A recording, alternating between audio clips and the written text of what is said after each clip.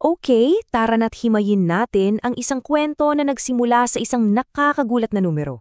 Isang talumpati tungkol sa integridad at kung papaano ang lahat ng ito ay biglang gumuho sa harap ng lahat. Ito yung numero. 1.7 trillion pesos. Grabe, 'di ba? Ito raw yung halaga na nawala sa market value dahil lang sa isang corruption scandal. At nangyari daw yan sa loob lang ng 3 linggo. Isipin mo ha, 1.7 trillion pesos. Napakaraking pera niyan.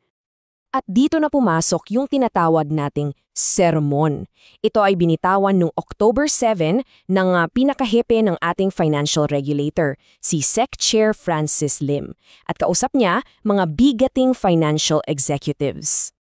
So dito sa unang bahagi, dito nagsimula ang lahat.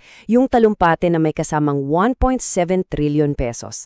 Ang punto ni SEC Chair Lim, malinaw, gusto niyang ipakita kung gaano kalaki ang pinsala ng korupsyon sa ekonomiya natin. At ginamit niyang halimbawa yung kasalukuyang flood control scandal. Okay, dito sa pangalawang bahagi, a claim under scrutiny, nagsimula ng questionin ang lahat kasi halos kaagad-agad yung bombastikong numero na yan, may mga opisyal na nagsabing, teka muna, parang hindi yata tugma sa katotohanan. At isa sa mga unang pumalag ay si House Infrastructure Committee Chair Terry Ridon. Ang sabi niya, diretsahan, bombastic statements based on wrong information. Kung mga maganda pakinggan pero maling impormasyon daw ang basehan. So ano ba yung mga punto ni Ridon? Ayon sa kanya, yung pagbagsak ng merkado, nagsimula na yan ilang buwan bago pa man pumutok yung iskandalo. Kaya naman daw parang ginawang convenient but inaccurate explanation lang yung scandal para sa paghina ng market na matagal nang nangyayari. At hindi lang yan, pumasok na din sa eksena ang mismong Special Advisor for Investment and Economic Affairs ng Pangulo. At ang hatol niya, yung pinagkuhanan daw ng impormasyon ay kumpirmadong fake news post. Wow! At dito na nga sa pangatlong bahagi, lumabas ang katotohanan.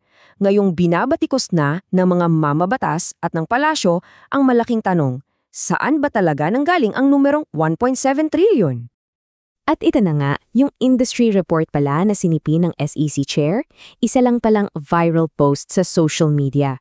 Isang peking report na matagal nang itinanggi mismo ng S&P Global. At sa chart na to, kitang-kita yung pagkakaiba. Ang sabi, nawala 1.7 trillion pesos. Pero ang totoo, base sa datos ng Philippine Stock Exchange, 185 billion pesos. Oo, malaki pa rin yung 185 billion pesos pero napakalayo sa halos 2 trilyon, di ba?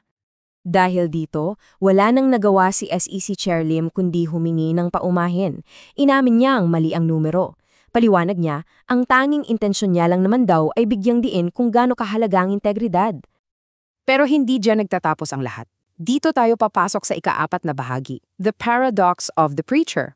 Kasi yung paghingi niya ng tawad, doon pa lang talaga nagsimula yung mas malalim na usapan, yung kabalintunaan ng buong sitwasyon.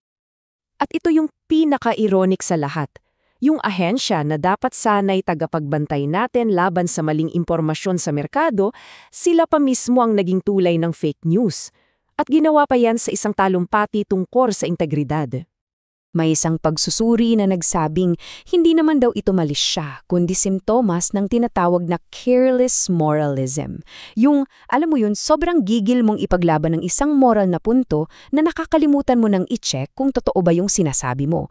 Pagtuturo ang nauuna, hindi ang pagsusuri.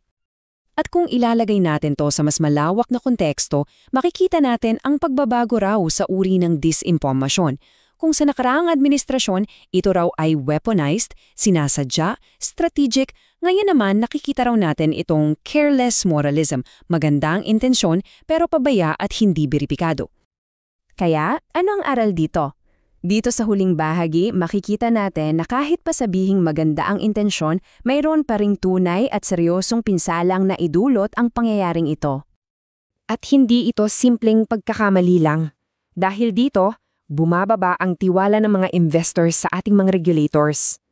At ang pinakamasakit, nabigyan pang libreng palusot yung mga taong totoong iniimbestigahan para sa korupsyon.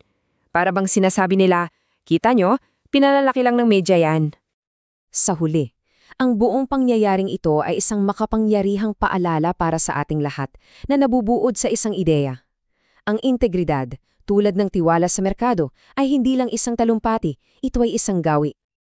At iniiwan tayo nito ng isang malaking tanong na dapat nating pag-isipan.